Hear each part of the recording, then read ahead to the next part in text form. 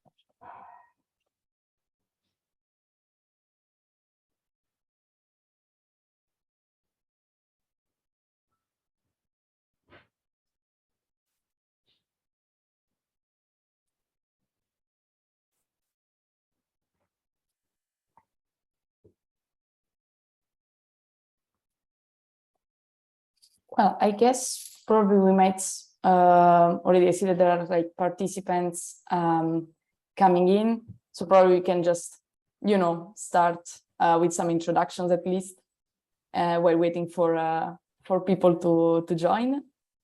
So sounds good. Perfect. So welcome everybody to the second episode of the Sales Over Coffee webinar series that we launched here at Cloud Talk. So we will just start with some introductions of myself and the speakers. If also anyone from the audience wants to introduce themselves, like with their name, company, or like where they're joining us from, be it from the office or from the beach since the season, feel free just to do it on the chat.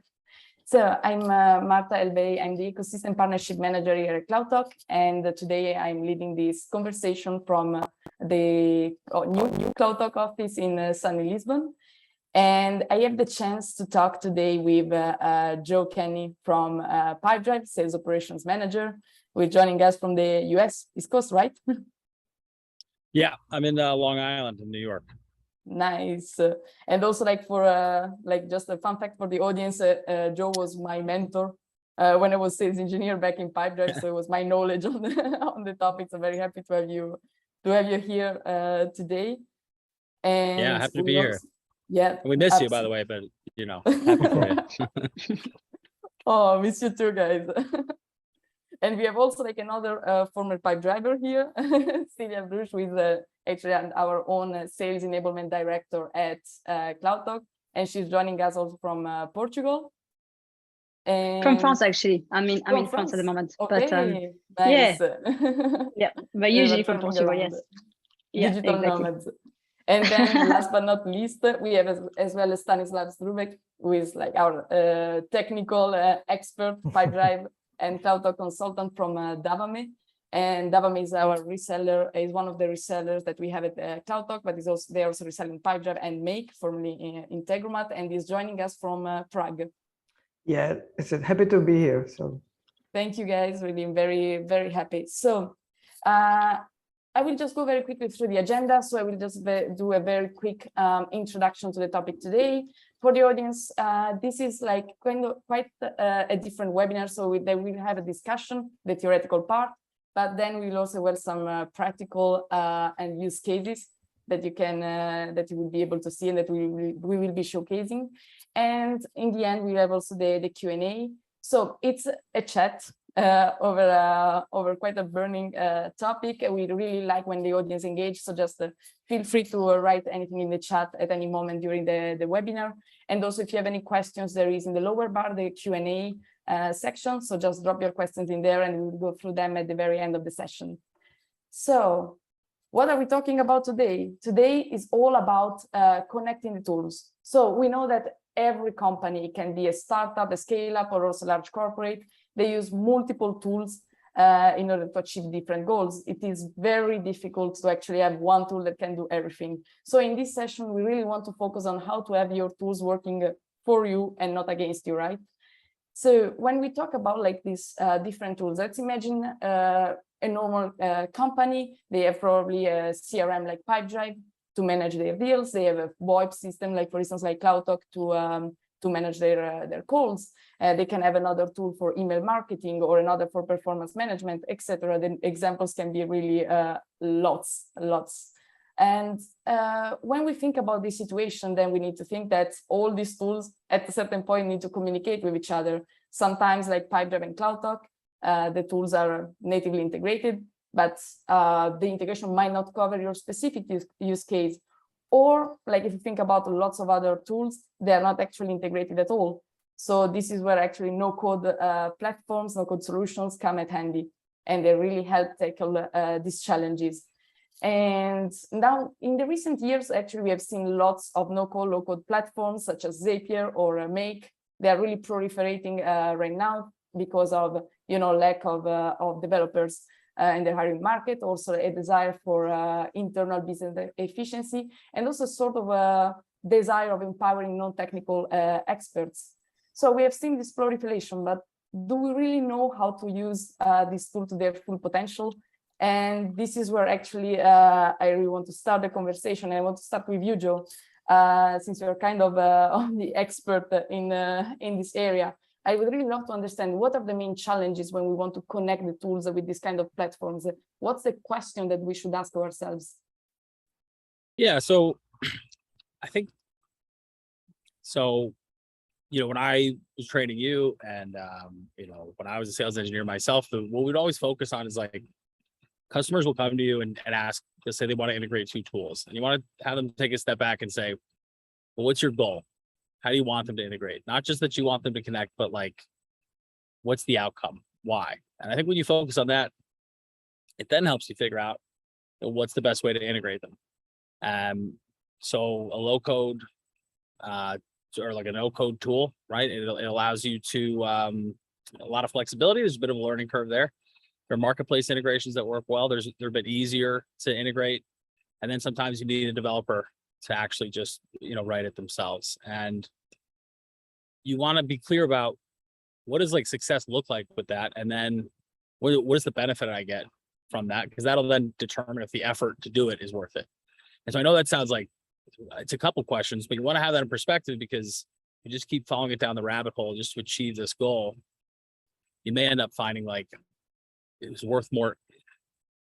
You don't want to spend more time than the actual outcome is worth to you, because sometimes it can be very complicated for just a little marginal productivity gain. And so I think that helps put the whole thing in perspective. And I saw that my protege Bruno, our current sales engineer, is in the chat as well. So, but I'll reiterate that to him as well. You want to stay focused on how do I, in a simple way, in the simplest, most effective way, achieve my goal. And I think that then helps put everything else in perspective. Yeah, absolutely. And like we were like having lots, like we were chatting a lot about this also like back at the times in Pipedrive. And I remember you saying like the real problem is that we don't know the possibilities that are within our tools. Yeah. And this is like a very important point, right? Yeah, exactly. You'll spend a lot of time trying to get two tools to integrate, and then maybe you find out they're not the right tool as well. So I guess that is the real key, is like, how do you figure out what functionality is available? Can these two tools talk to each other is one point, but like, can it do the fundamental thing I'm trying to do in the first place? I guess is maybe more important before you try to connect them. The big question. And here is where actually I want to move to you, Celia, since we're talking about knowing the tools. So actually, I'm very curious on how can enablement help in this process on knowing the tools? Yeah, I'll answer that question in a second, Martha, but just because I would like people to start sharing their opinion as well. And it seems that the chat is deactivated, so I'm not sure if you can activate it. I think we have Christina in the Q&A that said, perfect. But first, what I'd like to say is that, I totally agree with Joe. I work myself with Joe at Pipedrive. So I can't align more on the fact that you need to align goals with customers, but also with your teams. And so when you are going to train your teams on the software or on an integration tool or anything, you need to understand like what you're trying to achieve first. and who you're trying to achieve. So then you can make your content quite relevant. So there are two type of tools that we are going to train our sales team on. There's like the working tools that our sales team is using every day, like the CRM or the prospection tools, for example, that they can be using, which is more like of a sales ops matter. So the sales ops team usually train our sales team on these tools. And then we have all our integration stack, which really is the enablement team. So our role is to enable our team to have enough knowledge about the tools that we connect our product to be able to promote the purpose to their customers or to their leads. So if I take the example of CloudTalk, the most popular integration that we have is CRM, whether it's Pipedrive, HubSpot, Salesforce, but CRM is the main integration that we talk almost every day to our sales team. So that's actually one of the first qualification questions that our SDRs must capture, like very early on in the first interaction that they have with their prospect. Which CRM do they use? So in here, we really need to make sure that the team has enough knowledge about these tools to be able to showcase the benefit of it. And not just with training, we need to train the team on how the integration works, but also by giving them the resources. Very often, and I don't know if we have any enablement people on the call, but they might agree with me that most of the time when you talk enablement, you think training, but enablement is not just training, it's also providing the resources. So SDRs, for example, would need battle cards highlighting the main benefits of the top integrations that we have, the value proposition of each integration, and also what the competition has. So when they are on a call, with a prospect and the call only lasts so many minutes, you need to be able to very quickly access the information. So then if you're providing those battle cards about how Pipedrive works with a CloudTalk, then when the question comes on the phone, they are ready to answer that question. Whereas like our AEs, they will need success stories that they can share with the prospect that they're trying to close. So when a customer is using Salesforce, they can showcase how the integration works, but mostly what this integration is helping other customers in the same industry or in the same region achieve similar goals. So I think that's really important for AEs to have access to this kind of materials. And like, since you're mentioning like SDRs, AEs, like how do you break down the information to the team? Like, do SDRs, account executives, or even sales managers need to know everything?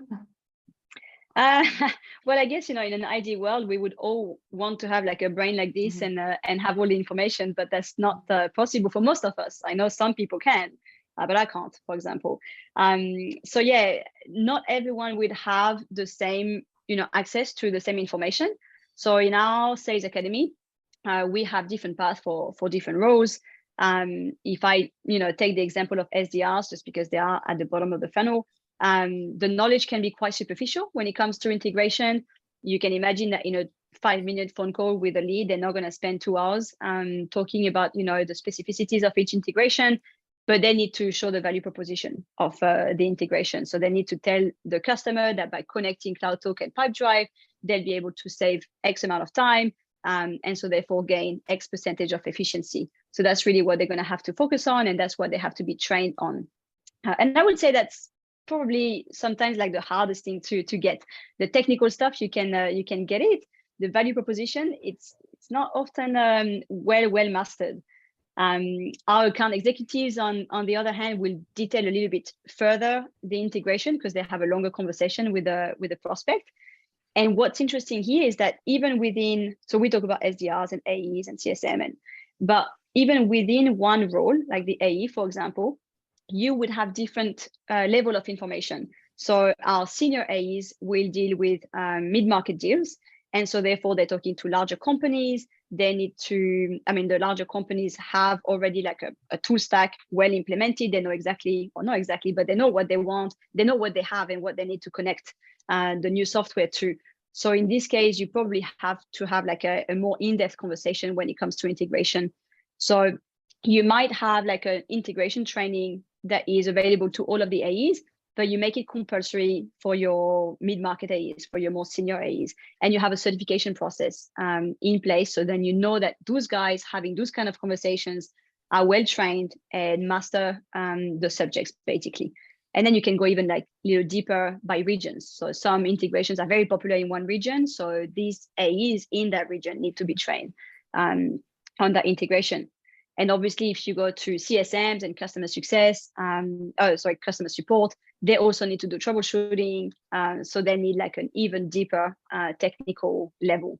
So yeah, long and short, basically each team will receive like a different training based on the expectations of their roles and based on the experience in the role as well. Yeah, sure, makes sense. And also in here, like another category that we have not mentioned, but I'm really curious, like since you have experience in the also partner enablement, what's the difference like in between the sales and the partner enablement in this sense? Yeah, so partners work a little bit differently, and I know that we have a few channel specialists in the call, so happy to hear their thoughts as well. But channel partners basically manage the entire sales cycle, right? They go from the outbound sales, sometimes they do inbound sales because you might reroute some specific leads to your partners. They do account management, they do customer success, they do customer support for some of them, at least the level 1. So it's like kind of like the entire sales cycle. So they need to have access to pre-sale training, they need to have access to technical training, they need to have access to troubleshoot training as well. And in some of your partners' organization, you'll have large organizations, resellers that will have 4 or 5 people responsible for different trainings. But in your smaller partner organization, you have like 1 or 2 rock stars that will do all of the training. So that can be quite, like a handful thing to do. So you need to make sure that you have your enablement program segmented, but you're only going to look at the partner organization as the certified entity. Whereas like in my team, we look at like the AE, we look at the SDR, we look at the CSM. So we look at individuals versus organization. And we have direct control over them. So if one of my AEs doesn't pass certification, we can put a support framework around that person. So then we make sure that they receive the sufficient training and knowledge. But if your partner doesn't pass certification, then in my opinion, and that might be personal, but technically they shouldn't be able to sell because you don't want a third party selling a product that they don't quite master. So it's a little bit different because you have full control on your sales team, but you don't have quite full control on your partner team. Yeah, sure, absolutely. That makes perfect sense. Thank you for explaining all this enablement part to us. This is like very interesting. Like I really like that we have also this point of view compared to the most operational one. And just like a couple of pieces of information for the audience. Like it seems that the chat is not working, but you can just throw also your comments on the Q&A section, and I will go through that during the whole webinar. And also I am sending a poll.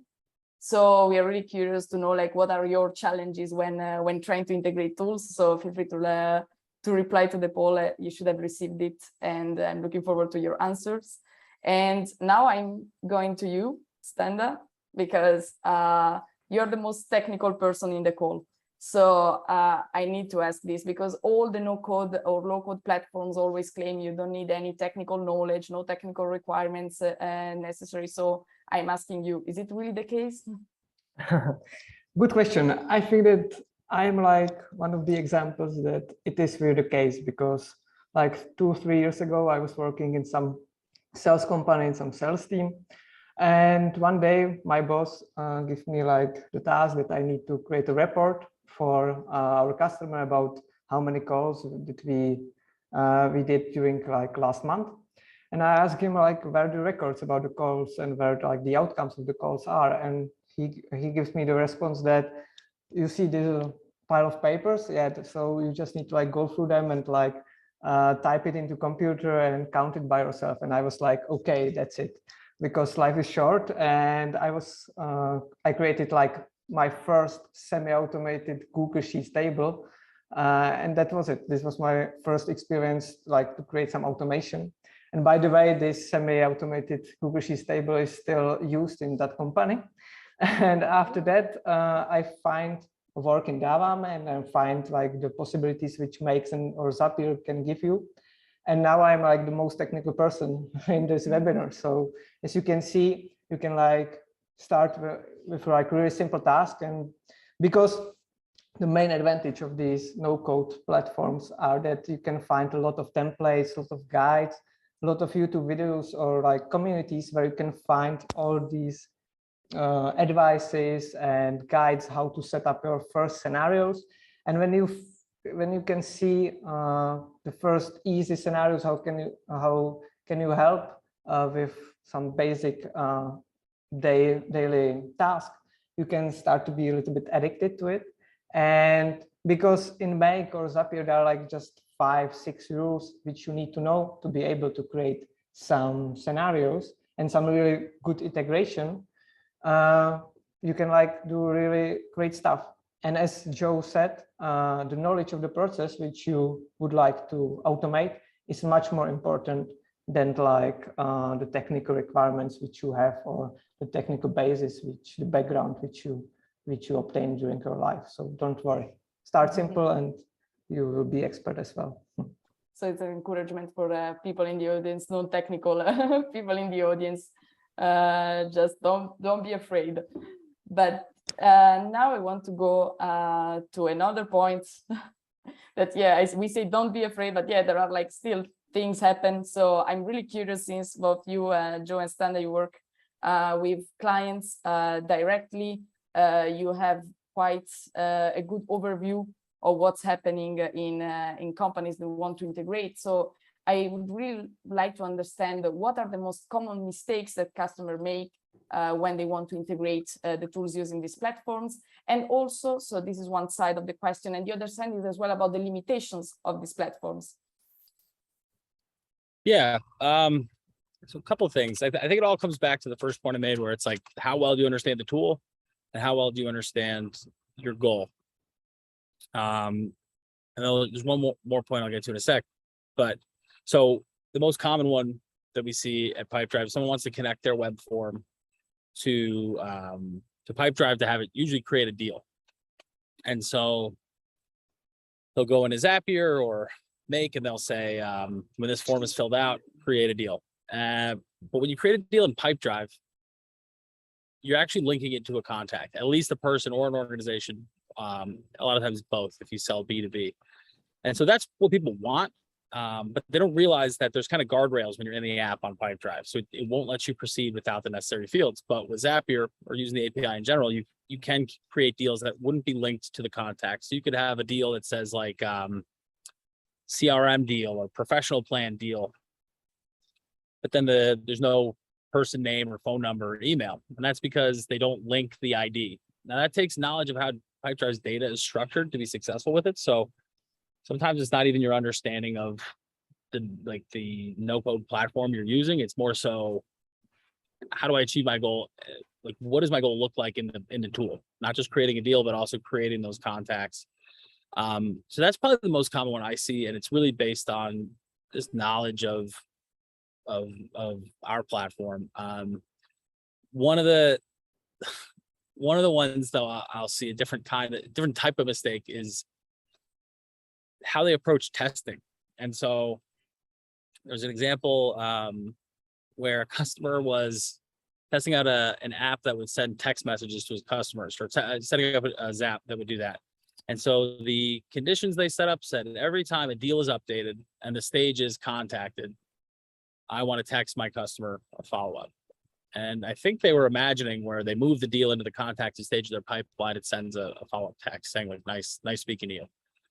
But what they actually ended up doing was saying that any deal that's in that stage, anytime there's any update at all to that deal, it's going to send that text. And I think they had integrated their marketing and maybe a billing tool as well. So it was updating those deals in the background.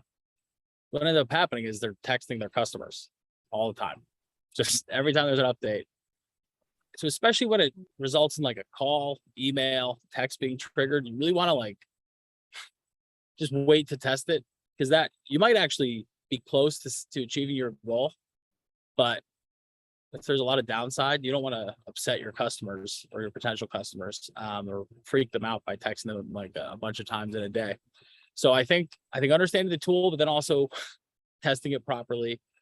Don't test with live data, please. Whatever tool you use, even if you don't use Pipedrive, don't test your live data if you're sending emails to people. And I think those are the big, and I can speak to limitations if you want. I don't want to keep going too long. I can pass off to Stan here, but those are the big ones. They're really, and even write it down. Write down what your goal is. You might think you know it, but write it down and then check that, because you can get lost in a rabbit hole trying to figure out some of these tools, and they're very interesting, but always bring it back to what's my goal and how do I achieve it. And on the tool side, what do you see that is like the worst, like the most like evident limitation from Zapier, for instance? From my perspective, it's well, you really have to build, especially if you're used to using marketplace integrations that kind of have a lot of things built into it. Developers at these companies or third parties build integrations, and a lot of times you just have to connect them. And then they do a lot of things back and forth that you don't see. So when you're building your own, you need to build each flow. So in the example Standa gave, where it's like, you know, a web form to a Google Sheet. Well, if you want to update to that Google Sheet to then go update something else, you need to build that. If you don't build it, it's not happening. And so it's not that that's a limitation, but it's just an expectation that you should have going into it, I think. And I think from a more technical perspective, as far as like some of the speed and stuff, I think Stan can speak to that a bit better than I could, but they are great. It's more so about setting expectations about what you're getting into when you do this. Because again, the difference between hitting connect in a marketplace integration where you just sign in and then all of a sudden the two are going back and forth and you have this like settings page to configure versus something where you're building it yourself, there's just more of the responsibility lies with you to really articulate and build what you want, exactly what you want to happen. And what about you, Standa? What's your point of view on the mistakes for customers and limitations on the tools? Yeah, like I totally agree with Joe with everything what he said. I would say that many customers and many people who are trying to create some scenarios in Make, for example, they are living like in ideal world, yeah? Because, for example, you would like to generate a document, for example, the offer for some customer. And you always, when you are creating a scenario, you think that every time all the information which you would like to add into your offer will be in your CRM, in your database. But that's not the case. That's like in 99% of the time, something is missing.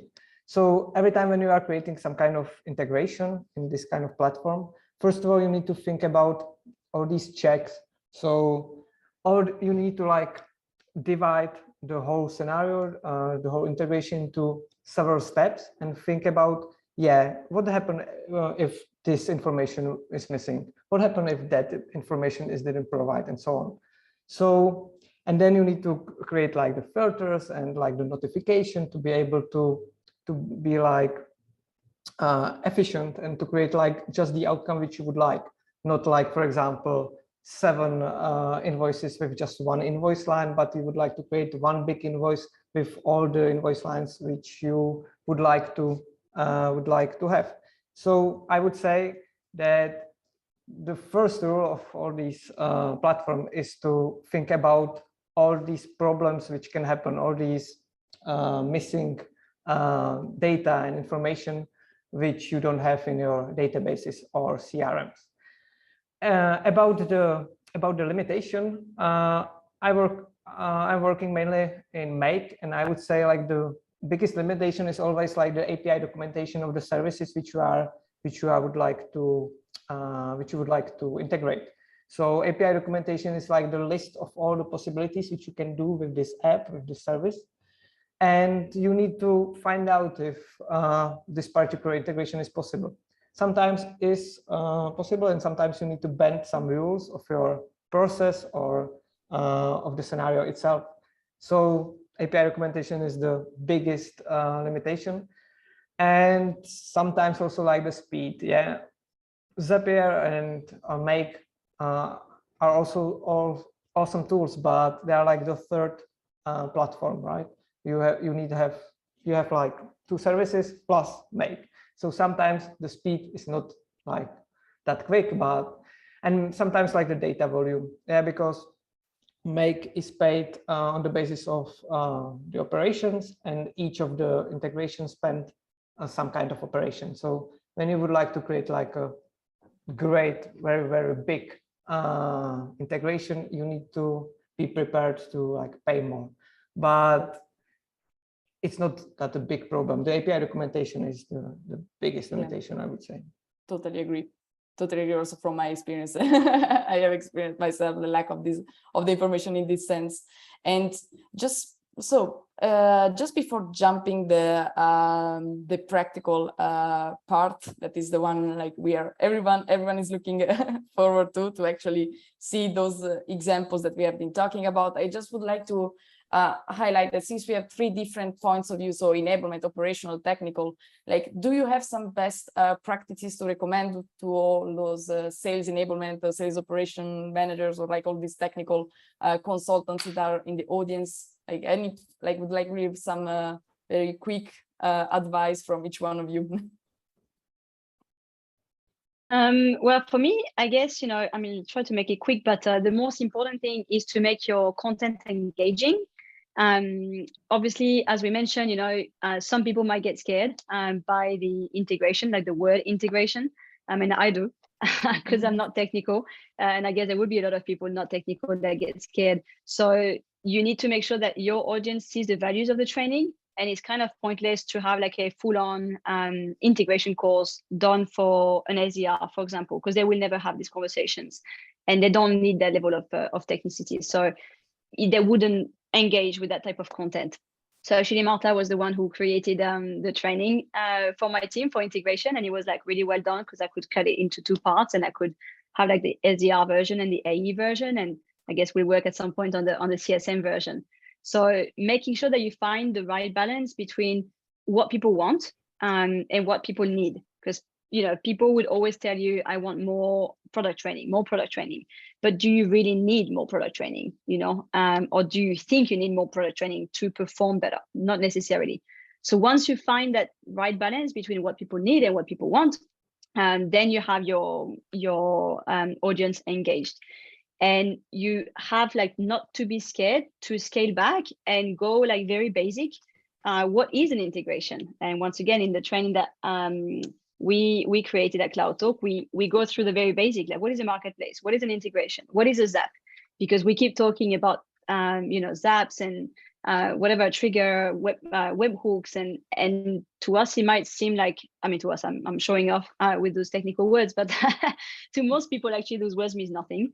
So you need to make sure that you also have like the basic foundation training for people not to be scared with this type of content. So that would be my main advice to my colleagues in the enablement space. And what about you, Joe? What do you have for sales operations managers? Yeah, just thinking about it, it's like you have to balance all of your stakeholders, right? Because you want your management and executive team want data. But the people generating that data and calling the customers are the salespeople. And so you're always trying to balance. Well, and then the people on the operations team as well, they're stakeholders as well for me. And so I'm always thinking like, how do we balance? I never want to create more work for our salespeople when I can avoid it. I want them to, their time is their money. That's how they make the company money, make themselves money. But also you need data, obviously. And so you want to make sure that whatever you implement isn't too much of a burden on the sales team to do manually, because I just want them to enable them to stay doing what they do best. But also you need to be able to measure things so you can strategize. You're always trying to strike that balance. And then I always tell, I think they're annoyed by it by now, but the people on my team, I'm always trying to break things before we roll it out to the team, because we need the team to want to use our processes. We need them to buy in and think it's important. And so, don't be afraid to push back on your stakeholders. If it was up to the sales team, we'd build a bunch of things that we can't really build. I'm not a technical guy myself. I can figure some things out. And if it was up to, management, we'd be collecting all the data in the world so we could really get granular. And you have to push back on both, so you're not making really anybody happy, and balance those things. And then also then really stress test what you're trying to do and try to foresee any mistakes, because you want to do a good job and you don't want to have to then clean up afterwards. So yeah, I don't know if that qualifies as a best practice, but that's how I think about all the things that we try to do. And that's the lens I see it through. Like, is this doable? Can we do it well? Not just doing things for the sake of it, but can we do it well? Is it going to help? Any of those different factors. So I also like there was like an underlying pattern between you, like you and Celia, like the fact of giving people what they need, not what they want. This is something that I like, it was clear in both your explanations. And what about you, Sander? Like from a technical perspective, what would be the best practice you would recommend when integrating? Yeah, I would say start simple. I think that you need to like think about every time when we are getting like new customer, we are doing like analysis about what they are doing in the company and what the process are and so on. So we need to like think about their daily task and finding like these little possibilities how to like make it their work like easier. And yeah, start simple, think about your daily task, think about how you can like divide them into several steps and make the scenario from them. And also like look at the basic interrogation which service or app offers you, because many services has some kind of workflow automation which are really simple, and you can like start doing that. Pipedrive, for example, offers it. And also, as I will show you, for example, in Make, everything looks like a game. So just keep playing with it and you will go there. Perfect. And well, actually, this is the part where I stop sharing my screen. Thank you already all for all the nice insights that you gave on the topic. But now it's your time to share the screen and to actually show in practice what's possible, what are the possibilities with these tools. So I will start with you, Joe, on like what you are using, for instance, in Pipedrive. If you have any example of a Zap or a scenario that you are using and it's working well for your team. Yeah, so one thing that we always want to do is to connect the work that our salespeople are doing to the rest of the organization. So we talk to potential customers. We hear what they like and don't like about the product and how we can make it better and what might stop them from buying, or what really pushed them over the edge and made them buy. And so we want to gather their feedback. So there's a big project end of last year to try to gather feedback from customer facing teams into one sort of central repository. So I share this here. Just have an example of a test deal that we have here where we had some sample feedback that we just left in some custom fields we have on our deals. Now, if we look at Zapier, this is actually the Zap that makes all this stuff move back and forth. So when I look at basically, and not to take you through everything, but when a deal matches a filter. So one of the things we talked about earlier, what certain, like when Stan is talking about how some of the pricing models for tools like Zapier work is based on the number of tasks and everything that you use. And so if there's a trigger available with Zapier that says like deal updated, and that would be the trigger. So anytime any deal is updated, this will trigger it. And you end up paying for these tasks, right? And then how you use that filter is then I can how you use that trigger is then I'd send a filter up after it and then specify which update I want. That's too broad. It's going to end up making you pay a lot of money and slowing down your account maybe because it's just constantly triggering it. So we use deal matching filter where we get to just articulate exactly the types of deals, the exact instance where I want this to trigger. So the actual filter says in here that basically if any of these fields are empty, meaning they've been filled out, that when a deal matches that filter, it's because they filled one of these fields out. And when that happens, that triggers the Zap. So we set it up. All you have to do is really connect you specify which filter you want. From here then, so we have a sheet that all this data goes into. And then from there, the product team, I think they take it and put it into Tableau. So this is really just a handover for them. But I say, which spreadsheet do I want it going into? I want to map the different fields. And these are different columns in the spreadsheet. So I have to say which spreadsheet and what worksheet on that spreadsheet. And then as I go through the columns, the date, the update time, that's the time that the feedback was left. What is the feedback itself? What is the topic? What are the features specifically that the customer was talking about? Who owns the deal? What user is it? What plan are they on? What are they paying for? And so we push all this data to them, and I'm gonna take screen sharing off here for a sec, but that is our process before that. You'll probably remember this, Marta, was people going into Slack and just writing what a customer wants, and it takes our sales reps out of their tools that they're using to sell.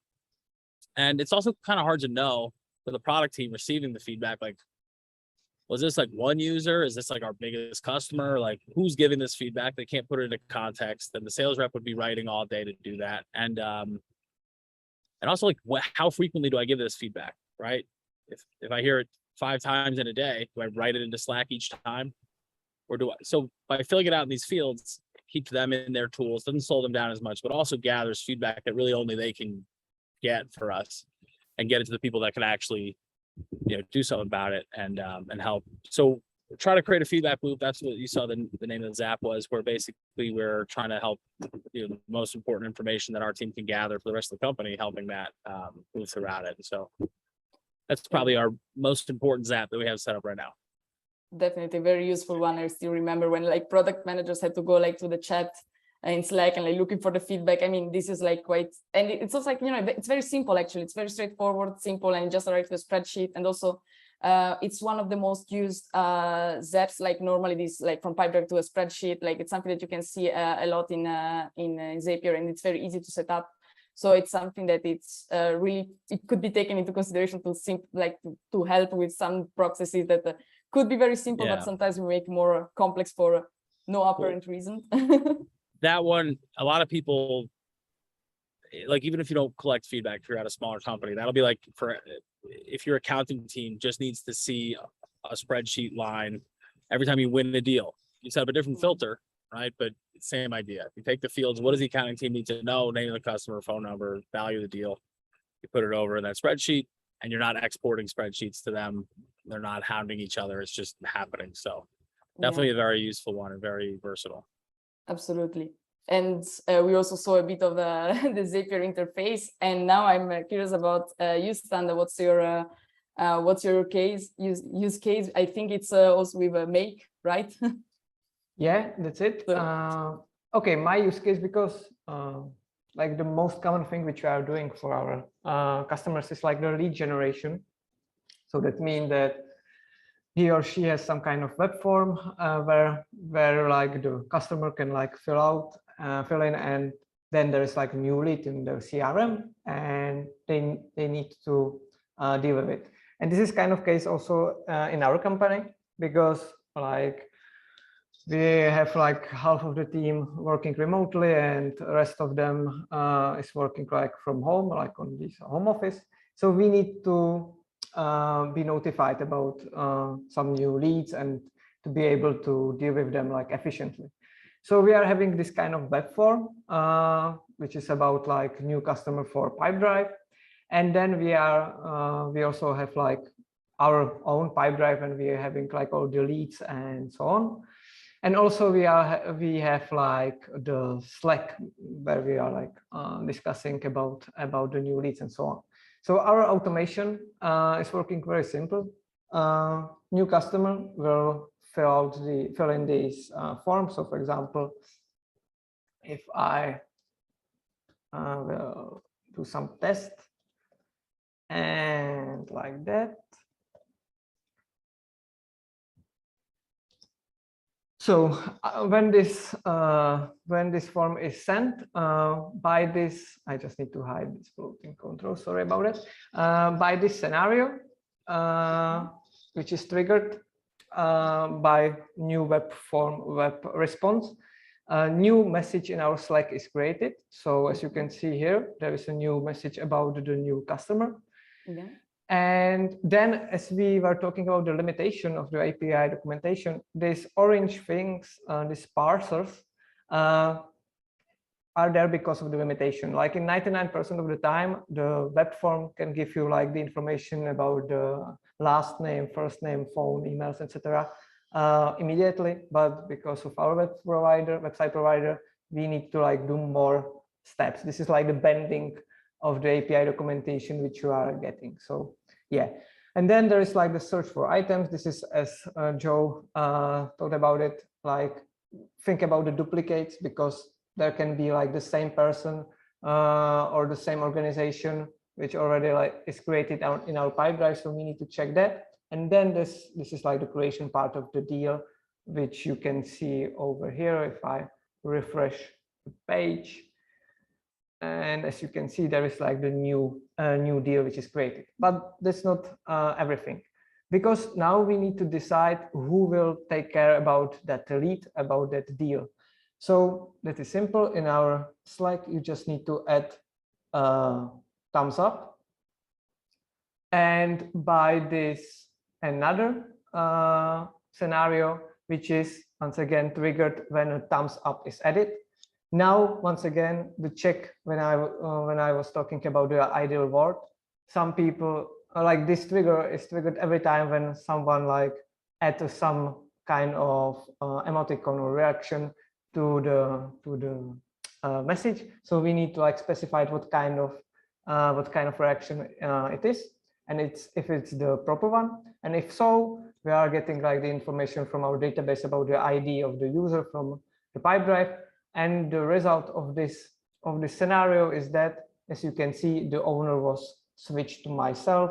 You can like check it that I am not talking nonsense. As you can see here, the owner was Thomas Wiesner, and now because of my thumbs up, it's me. So this is one kind of common scenario which we are creating for our customers. And the best part is when you can see like this success green information, and you know that everything is correct. So that's it. Yeah, definitely. That's a good feeling when you see that everything is actually working. You can test it out. Absolutely.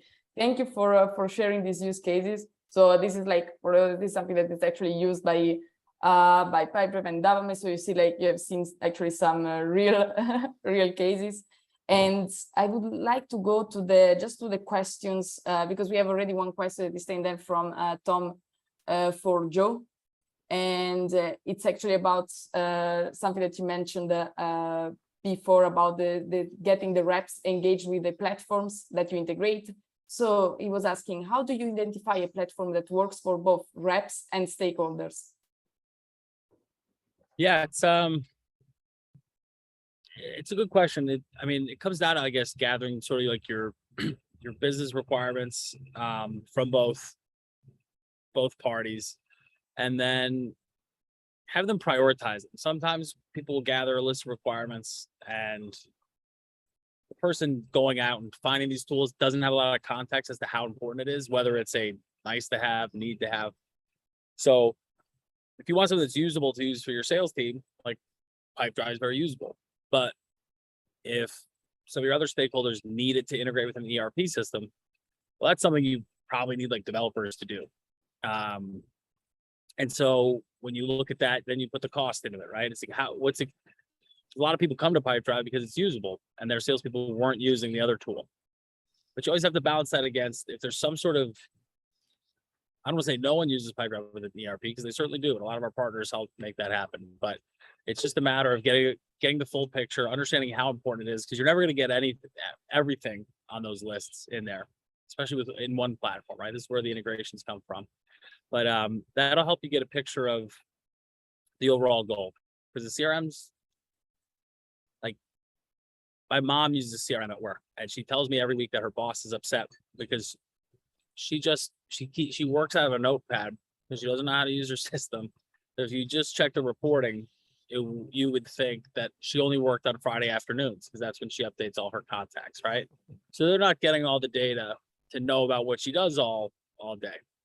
So that's not working from their perspective, and I don't think they have a lot of integration requirements either. So maybe they need a new system. But it's really gathering that full picture of will the sales reps use it, but also balancing that against, like, are you getting the data that you need to make all the others, to prove ROI and all that stuff. And if you can't prove that, like, it's tough, and you're in a tough position if you have to do that stuff, because you have to. So that you're never going to make everybody happy on every point, but usually there's a middle ground if you try to balance those things. So I think, like, get all the requirements, and then not just the requirements, but really make them prioritize, and figure out what they have to get rid of, so you can really hone in on what the trade-offs are to each option, I think. So I hope that helps. Yeah, absolutely. Tom, in case if you have also like any any more insights on that, just feel free to drop another question as well in that in the Q&A. And they also had actually a question when I was inviting some people to the event. I got the same question asked from 2 or 3 different people, and it was if there is a limitation on the number of tools that we can connect with Zapier or Make. So like a limitation in terms of number of tools until the point where the integration works fine. So is there any kind of limitation in here, or we can connect as many tools as possible and integration will always work fine if correctly set up? Yeah, I think that there is no like rule about limitation. Like one run of the scenario in Make can take like 40 minutes. But you can like every time you can like divide the scenarios into small parts, and you are okay with it. So we don't have any problems with the number that we would use like too many services in our Make or in our scenario or something like that. So this is not that case, I think so. What about in Zapier? Because I know that you connect, Joe, I know that you connect lots of tools in there with Pipedrive, so. Well, I would just make the distinction between like a technical limitation, like what the tool allows you to do, and like what you as a person can map out and understand. So like I was saying before, what do you do when something breaks? And we've been in situations before where our sales reps have a bunch of workflow automations set up. Zapier's doing a lot of things, and trying to unwind that and figure out what, like if there's an unexpected behavior, and this ties into enablement as well, right? Because I tell our operations people, like if our sales team thinks it's broken, it might as well be, even if it's working well, because if they don't know how it works, then it's not good for, it's not working. So if they think it's broken, then we need to figure out if it's broken or not. And if we can't figure out if it's broken or not because it's too complicated, then you have a problem. And so while Zapier and by the way, I'm not sure, I thought it was Zapier because on their website it used to say Zapier makes you happier, but maybe it's Zapier, I don't know. Anyway, it doesn't matter. To me, that's like a practical limitation. It might let you integrate as much as you want, but at the end of the day, as an operations person, I have to explain the system and fix it. And if I can't do that because I've set up something that is completely unmanageable, then that is a limitation for me. So anyway, that's kind of my take on it. Sure. And like another question that actually comes from this part. So a person might just, wonder if in the end, like when we have the possibility to have a direct integration, should we go directly with that without questioning, or should we always consider no code? Because there are always at least some cases for mistakes or for, anything can go wrong, as we said. So like, what's the case in here? Should we always privilege some kind of form of native integrations, or what's the case? Like the native integration has its own limitation because you cannot like create everything what you would like to do. So there are like a lot of settings which you need to set up, and there is like limitation about the outcomes which you can create by the direct limitation. So I would say that look at the direct integration at first, but during the time, I think that you will find out that you will need like more than that. So sometimes it's good, for example, because we are in Cloud Talk session, I would say that the Cloud Talk direct integration to Pipedrive is really awesome. But sometimes this integration can have some kind of limitation. So yeah, and I remember showing you this, Marcia, the way to think about it with people, like when you're talking to people on the phone, is like direct integrations. Oh God, I don't know if you guys can hear that. Someone's building something in the next yard over. Sorry if it's loud. Direct integrations are usually easier to set up, but more limited, right? Building something, the other end of the spectrum is if you can write code, you can do a lot more, whatever you want within the limitations of the API documentation. But you need to know how to code, and that takes a long time to learn. And then in the middle, there's these platforms where they're almost all the time much more flexible than direct integrations. And there is a learning curve, right? But you're not going to school to learn a code, right? It's that middle ground. So I would say I always prefer a direct integration if it does what I want it to do, because it's just easier to set up and manage. But at the same time, if it doesn't achieve your goal, then there's no point in connecting the two tools, because then it's just more noise. Yes, sure. No, that makes perfect sense. And I think it's something that we can relate all in in our daily experience as well. And just before going to the end, I had actually like one question for Celia, because like the guys were showcasing some practical use case. I was wondering if you have also like in enablement you're also using some like some integrations of this type, something that you can talk us through.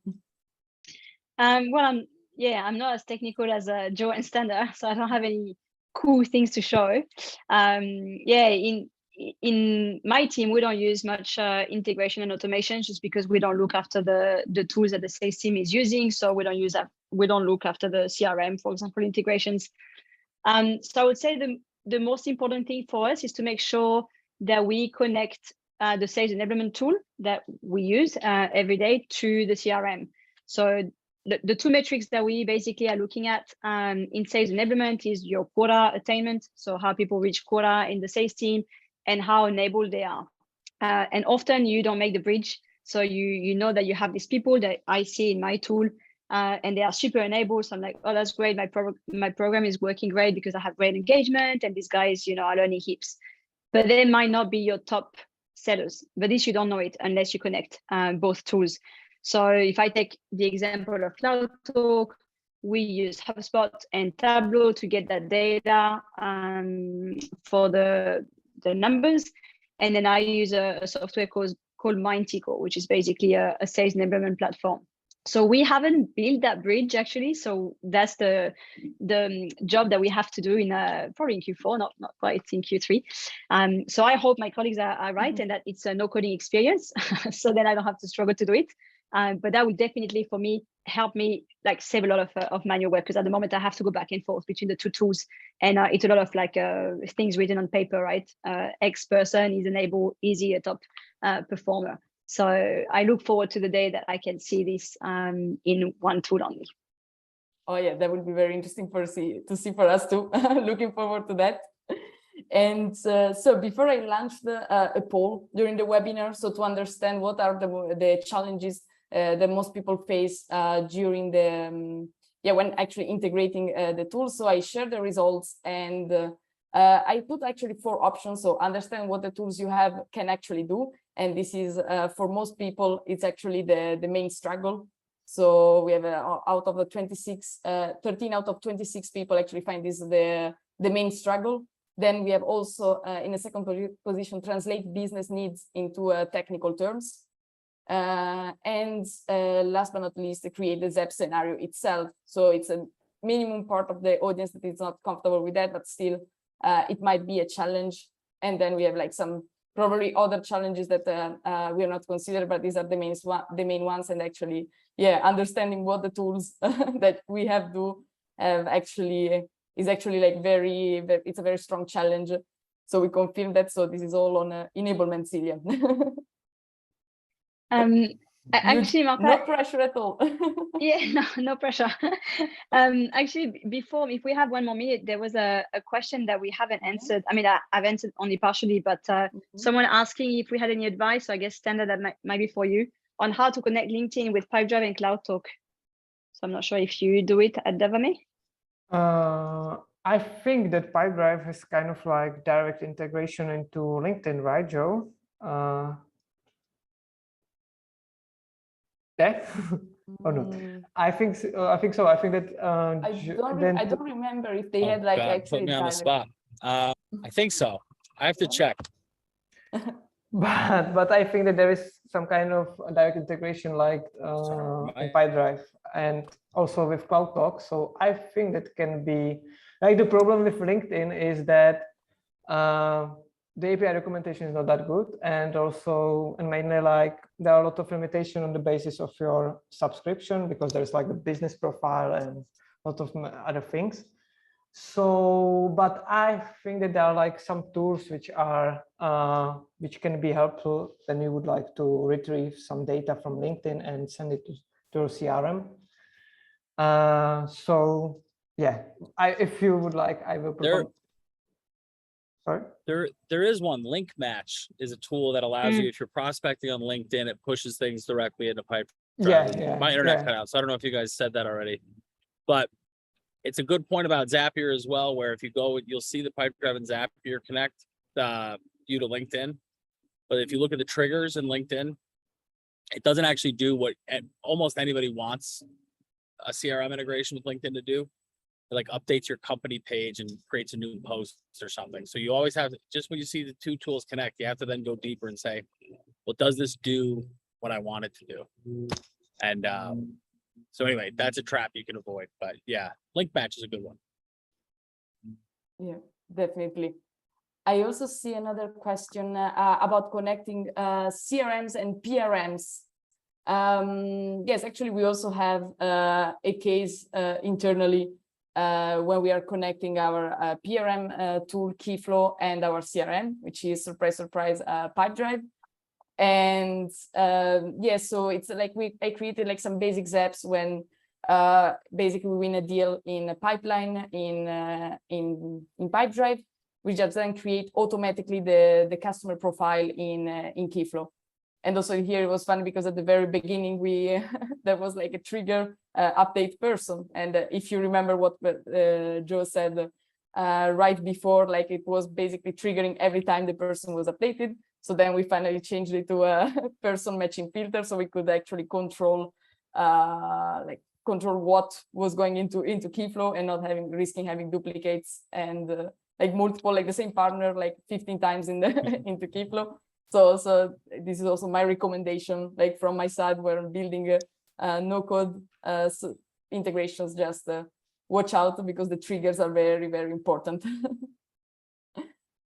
So I think we covered all the questions, and I just want to give like some final tips to the audience. We will be sending some follow-up emails. So with material that is given from CloudTalk, Pipedrive, and Enablement. I will also share like a screenshot or an explanation of the last step that I was mentioning. So if there are any partnerships manager in the audience, they can also see if it can be inspiring, or if they have some tips for me as well to change the strategy. Absolutely open to that.